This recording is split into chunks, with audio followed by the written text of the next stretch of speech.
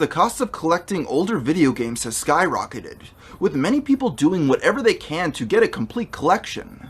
But there is one game that even the biggest of game collectors aren't willing to touch. Today's story begins in 1998 and centers around a video game entrepreneur named Jeff Spangenberg. That year, the Texas-based industry veteran began Retro Studios as a second-party developer for Nintendo. While today most gamers will recognize them for developing many of the company's first-party titles, their roots were very different, with its founder looking to develop mature-themed games for the unreleased GameCube. Despite not even having access to development kits, Retro began work on a handful of demos centering around sports and RPGs. This ambition would eventually pay off, as just 2 years later, Shigeru Miyamoto himself would end up approaching the startup. Impressed by their action-adventure engine, he asked if they'd be interested in bringing one of their previously 2D franchises to the third dimension. This experiment would go on to become Metroid Prime, which upon its release was a critical and commercial success for the company, now being regarded as one of the greatest games of all time. While this is the straightforward story you often hear parroted online, in reality the tale of the studio's rise is much more controversial, with the road to Prime's release being rocky to say the least. You see, because of the new Metroid assignment from Nintendo, all the other projects Retro Studio originally intended to develop were scrapped, and consequently the founder Jeff seemed to lose interest at this point. According to employees at the time, he stopped showing up to work and did little to actually oversee the game's production. This resulted in communication suffering, as both Nintendo and Retro's own developers were often left in the dark as to Metroid Prime's state. To make matters worse, Jeff was apparently spending this newfound free time engaging in degenerate activities, which given his now close association with Nintendo was a PR nightmare waiting to happen. In the summer of 2001, this after-hours lifestyle would catch— Now when I look at this picture, the first phrase that comes to my mind is after hours lifestyle. This guy, I shouldn't say it because I'm worried what I'm about to find out. I was about to say it, but then I'm worried what I'm about to find out. And I know if I say that and the video keeps going, up to him as photos of the game developer in hot tubs with half-naked women began to appear online. They were found on a website registered to Retro's mailing address and hosted directly from Nintendo servers. Once word of its existence spread across the game industry, it was immediately taken down, but by that point it was too late. Not only was he functionally useless, but Jeff had now made himself a liability to his associate's reputation. Because of this, on May 2nd, 2002, Nintendo would secure $1 million of Retro stock from Jeff, essentially buying him out before reclassifying the studio as a first-party developer. While the official reason given for his departure was so that he could pursue new business interests, it was widely accepted that the controversy forced him out. Having been exiled, the entrepreneur was at last free to pursue what he dreamed to do in the first place: create adult entrepreneur. Can you edit that out? Can we, Michael? Can you edit that one out? Don't even have that one. Don't even have that in the video. Oriented video games. Only a few months after the acquisition, Jeff formed a new studio called Top Heavy and began to conceptualize what would become the company's first and to date only release, the Guy game. The idea was simple. It was to be a 4-player show-style Guy game? Now this is a game for guys. Trivia competition, consisting of approximately 1,000 questions across 20 episodes. With such basic mechanisms, the actual coding required was minimal, making it ideal for a small team. But how would Jeff entice players to purchase such a functionally simple product? Well, the answer was actually quite simple. The Guy game would primarily consist of live-action videos, showcasing young women in bikinis gradually stripping as you progressed, before eventually exposing their breasts once you completed its flashometer. Hosted by comedian Matt Sadler, so fucking bad. Oh my they plan to film at the South Padre Islands amidst the upcoming spring break. Oh my when God. The resort would be packed with vacationing co-eds. And things went according to plan once the time came, as they managed to convince over 60 different college women to strip for the camera. While easy enough to produce, with softcore pornography being the guy game's primary and really only selling point, as you'd imagine, it was initially difficult for top-heavy studios to find anyone willing to publish it. Thankfully, Jeff would find a friend in a man named Mike Wilson, who owned the equally devious publishing company Gathering of Developers. Much like Jeff... Dude, what is with, like, white dudes with a lot of money that are just obsessed with, like, seeing girls' boobies, dude? Wilson had become infamous in the game industry, in this case for stunts he'd pull at the annual E3 conferences. Most notably in 2001, Wilson's stand featured women dressed up as schoolgirls in order to promote the company's adult content. With this help, the Guy game released in the summer of 2004 on Xbox, PlayStation, and later PC to generally negative reviews. In Game Informer's write-up, the author called customers of the game losers embarrassed to buy porn, and way too chicken to actually talk to a real girl. My Gamer proclaimed it to be an insult to video games. It's the same situation with dudes who just buy those hentai games and those dating sims, man.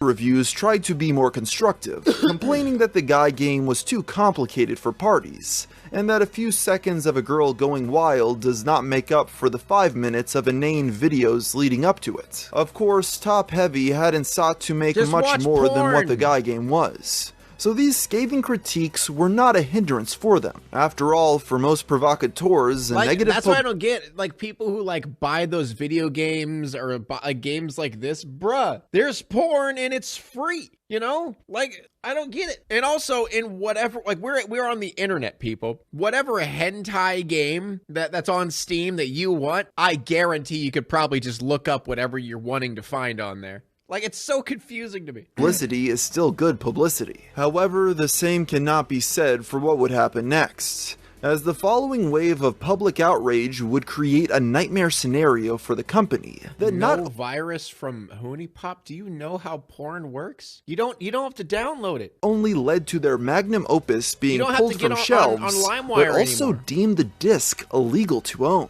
We'll learn more about this after a word from our sponsor. We're approaching that gift-giving time of... God damn it! Dude, Raycon's following me, dude. My game made it to store shelves for its very niche audience. Despite it being tasteless, it wouldn't cause uproar. That is, until a few months later. On December 20th, 2004, reports began to surface that a teenager had filed suit against the developers of the Guy game for using her likeness. Identified only as Jane Doe, it was revealed that the young lady was only 17 at the time of appearing in the production, not only invalidating any legal consent she may have given at the time, but technically classifying the Guy game as CP in the United States. The story goes that in March of 2003, the high schooler went on vacation to South Padre Island with 2 of her friends. In order to partake in the spring break festivities, the teen brought a fake ID, falsely stating that she was 21. It just so happened that on the same day, Top Heavy was also on the island and had set up a stage for filming adjacent to the local bar the girls were at. While the 3 teens were waiting in line to enter, don't put Zam. They were approached by a representative for the studio seeking contestants. In a lapse of judgment, Jane Doe agreed and signed the release forms using the name that appeared on her fake ID. Interestingly, the document points out that she'd accidentally begun writing her real information before scratching it out and amending the document. She also listed a fictitious address in San Diego, which a simple cross-examination would have exposed as being dubious. Regardless of these irregularities, she was allowed to participate, and the minor subsequently exposed her breasts 3 separate times to the crowd. For this feat, the teen was awarded a measly $20 in prize money. The lawsuit reveals that following this, she was never contacted again, and in fact was only made aware of her appearance post-distribution. Apparently, her brother had purchased the game shortly after release, and subsequently told his sister that he'd seen her gradually strip and expose her bare bosom on camera. Oh no! Her brother? Her fucking brother found it? Oh my god. How? Dude, I can't even imagine that situation. First of all, admitting the fact that you're so deplorable that you would buy a PlayStation 2 video game with boobies on it. But second of all, finding that your sister's on it. And the fact that apparently he watched some of it. The young See, contained multiple images are exposing her, so he watched it. woman investigated further, only to discover that her likeness was being used on their website for promotion. Jane Doe would go on to sue Top Heavy, alleging the intentional infliction of emotional distress as well as the invasion of privacy. Under any other circumstance, it's unlikely these claims alone would have held up in court, as the scenario What is this? Wait. Can we talk about this, though? Can we talk about this comic, though? claims alone would have held up in court, as the scenario made it apparent there was no expectation of privacy. But because the client was underage at the time, this automatically made the contracts she had signed non-legally binding. Upon filing, the teen was immediately granted a temporary injunction order which prevented any further distribution of the game. During the trial, Jeff would testify that the company was just look at this guy. Like, oh my god. Actually conscious of the possibility that minors would be present during filming. He claimed that Top Heavy had hired people to verify IDs both at the contest and afterwards. According to him, to be fair, how do you not know that? Like, you should be able to tell if someone's 17 compared to 21. Like, come on. There's no way. Like, you would be able to. If there was any doubt regarding a contestant's age, Top Heavy erred on the side of caution and did not use that contestant. This not only makes their ignorance of the aforementioned discrepancies suspicious, but also leads one to wonder if the footage of suspected minors remained on the company's hard drives. Amidst the fallout, Top Heavy would attempt to make the best of the situation by playing up the game's newfound infamy. In the summer of 2005, they updated their website to include the message, "The rumors are true. The most controversial video game ever created, the Guy game." Hey, we sold child porn. Yeah, let's post that on the banner of our website so everyone can see it. Yeah, that's us. We're the guys who sold child porn. That's us, man. Yeah, fuck yeah, dude. That's us.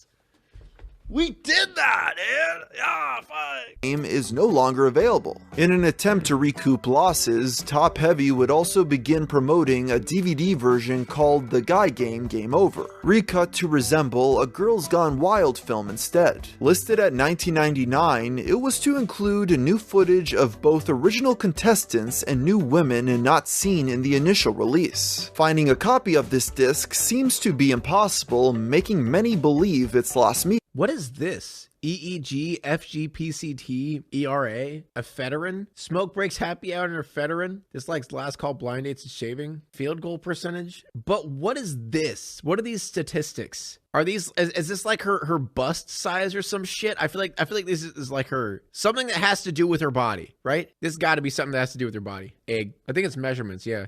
Media, with some sources claiming that for unknown reasons it never actually made it to distribution. In the end, the unidentified young woman was able to get what she wanted, as all copies of the game containing her name, voice, and likeness were removed from circulation. A later amended version was released in its place. That is the most commonly available to purchase today. It's unknown how many of those being resold today contain the breasts of a minor. And given that it's technically illegal to possess in America, there has been much debate over its value to collectors. The Guy Game would not only collectors, dude, what be Top Heavy's first and only release, but also the last title Jeff Spangenberg ever produced, as following the controversy, he seems to have retired from the games industry, never to be heard from publicly ever again. So there you have the story of The Guy Game, a video game that's illegal to own, as well as a DVD counterpart that's lost media. And with that, I think I'll end the video here. Now it's time to walk away. I hope you enjoyed your stay. Did you laugh or cry or maybe subscribe? I'll thank you either way. You know I will miss you. I hope you return. Tell your friend or your mother.